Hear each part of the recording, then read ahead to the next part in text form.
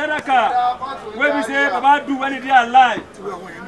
Where we say people they benefit, just as people they take care, they do workshop, they do ceremony here, they do this for here. He say maybe you get water, people they fetch and free. He say that can bless you for that thing where they do. When they do so, you could meet the reward will meet up inside graveyard by today.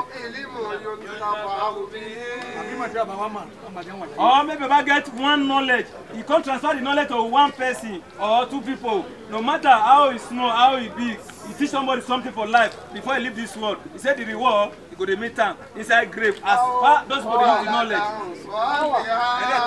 Number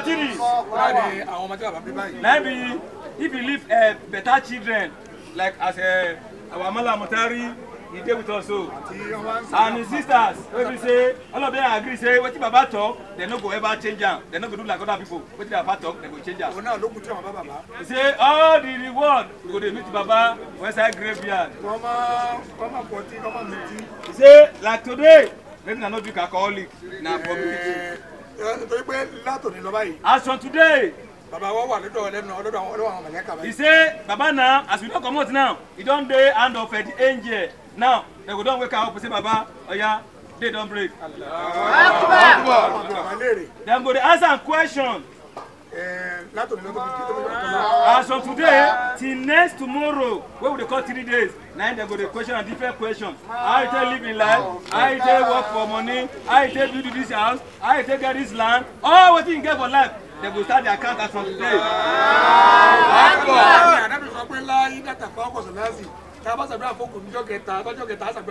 He say, if you see these 3 days, maybe that's the next tomorrow, Monday, we just see the come here, we'll still come do prayer for this December, Baba.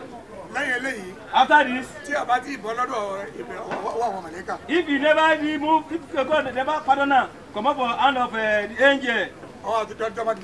If you reach 7 days again, they will say that they pray. After 7 days, if you say they never see they will say 21 days. 41 days. 41 days. He said they will say they still pray for them. Almighty God, Lord, the blessing of this prayer, I will offer this evening. He said now. He said, Baka, Mala Mutari.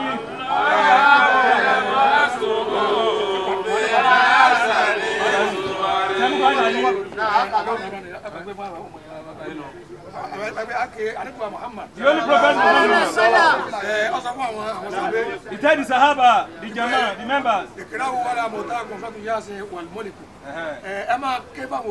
He said if somebody die like this, they bury someone like this, he said make them recite 2 verses inside the Quran. They call them Surah Yasin and Surah Mulk. Now, among the bodies of our Malam, they go recite they will recite Surah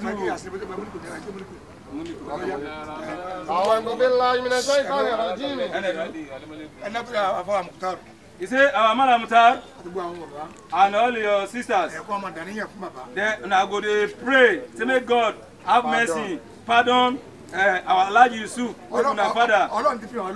He said, God don't show una example. Say Lord Yusuf na better person. This rainway fall so na rain of blessing. As we start to the burial, rain start to the fall. As we finish the rain stop. He said now na go to observe a prayer. After this verse surah, they will not the second one again. After that,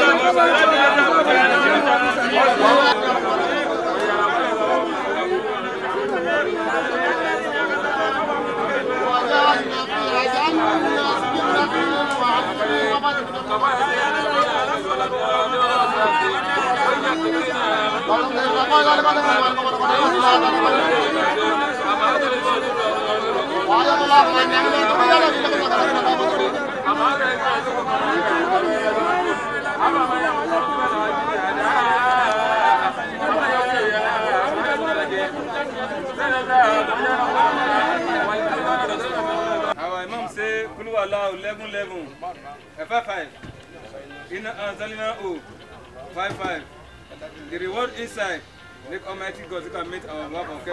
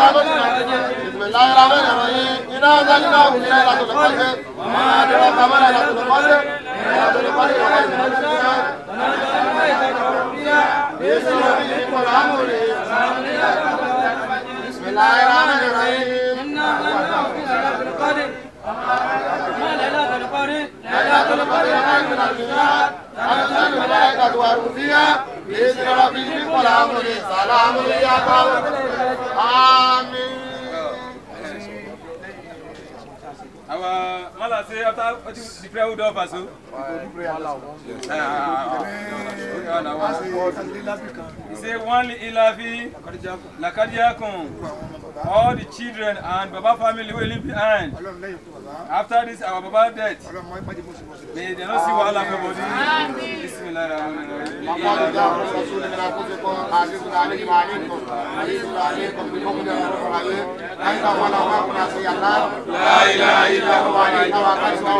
body. بسم الله الرحمن الرحيم لإيلاف قريش إيلاف مهلة الشتاء والصيف فليعبدوا رب هذا البيت الذي يطعمهم من جوع. He say, make tell you say, you go ask in Islamic, you go ask people there around this area. If you see anybody who say Baba home money, now go pay. Then if you say get somebody who say, you see the home Baba money, they come here. If you can come in a dasha, Araba they need. But if you say no dasha, make you pay. Now compulsory, you go pay. And if you know somebody who say Baba see the home money, either small or big, now go see here. Now so it be. Make Allah, make Almighty God forgive us. Alaji. Sallu ala nabil kareem. I said that for like 10 times in Allah, that for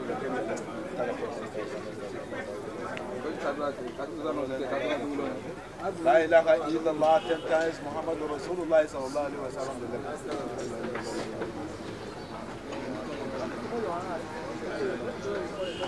اللهم صل على سيدنا محمد.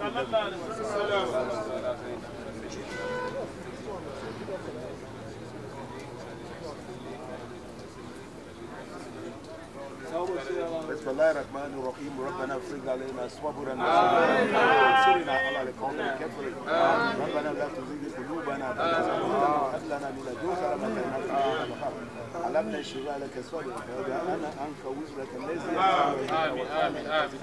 فإن مع العسر يسرا وإذا فرغت فانصب وإلى ربك فارغب بسم الله الرحمن الرحيم وإذا سألك عبادي عني فإني قريب أجيب دعوة الداعي فليستجيبوا لي وليؤمنوا بي يرشدون بسم الله الرحمن الرحيم إنا أنزلناه في ليلة القدر وما أدراك ما ليلة القدر ليلة القدر خير من في الشهر تنزل الملائكة فيها بإذن ربك من كل أمر سلام هي حتى مطلع الفجر. In the name of Allah, the most compassionate, the most merciful, all thanks and praises are due to Almighty Allah, the most compassionate, the most merciful. Thee alone we worship, Thee alone we employ for help. Oh Allah, guide us onto the right path. The path of those who have incurred your pleasures and not those who have incurred your displeasures and gone astray. I want to pray for our father, Al-Hajj Yusuf Osagie. I want to pray, may Allah grant him eternal rest. I want to pray that Allah should give him a better place in heaven. And that on the day of Al-Qiyamah, he will be among those who will accompany Muhammad into Jannah Firdaus. I want to say something here this evening. I want to,